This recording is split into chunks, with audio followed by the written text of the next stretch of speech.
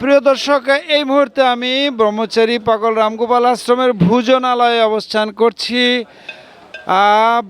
রন্ধনশালায় যারা কর্মীরা আছেন রান্নাবান্নার কাজে খুবই ব্যস্ত সময় পার করছে। আমি দেখতে পাচ্ছি সবজি কাটার একটা হিরিক পড়ে গেছে। পিছনে ভলেন্টিয়ার যারা আছেন, যারা দেওয়া থাওয়া করেন।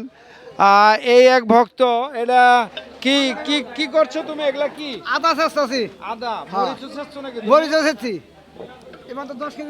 প্রিয় দর্শক, যে কর্মীটি আদা ছেঁচছেন, আদা প্রসেস করছেন, প্রায় 10 কেজি মরিচ আদা মিলিয়ে কার্যক্রম শেষ করে দিয়েছে। এবার চলছে সেই কফি এবং যারা লাকড়ি সরবরাহ করে চুলার পারে নিয়ে দিচ্ছেন, এমন দৃশ্যটি আমি দেখতে পাচ্ছি।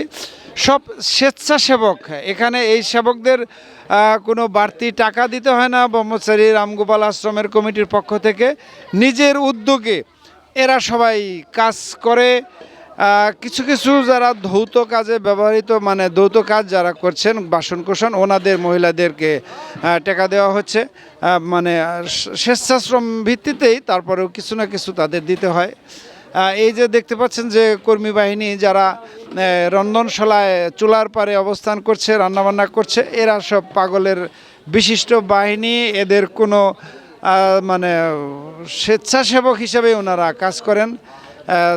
সকাল 8:30 থেকে শুরু করে রাত্রি অবধি যে পর্যন্ত ভক্তরা থাকে, সবাই এই কাজে ব্যস্ত থাকে। আমরা প্রিয় দাদা, আপনি কি করছেন এগুলো? হ্যাঁ, খাওয়ার জন্য।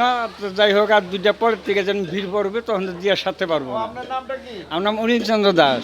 প্রিয় দর্শক, অনিল চন্দ্র দাস মহাশয় বাবুর সাথে একটু কথা বললাম। অন্নপ্রসাদগুলো একটু এদিক সেদিক করে দিচ্ছেন যাতে করে একটু ভাতটা ভালো ঝরঝরা থাকে। এই যে সসপ্যানগুলো দেখতে পাচ্ছেন, এগুলোর মধ্যে ডাউল, রসা, কফি ঘন্ট এই সমস্ত আছে। ভক্ত সবাই আজকে লেগে যাবে।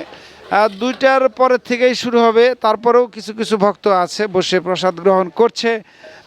এই যে চাউলের বস্তাগুলো দেখতে পাচ্ছেন, এগুলো এখানে এইভাবে রাখা হয়েছে। এগুলাই সব ভক্তদের সেবার কাজে চলে যাবে।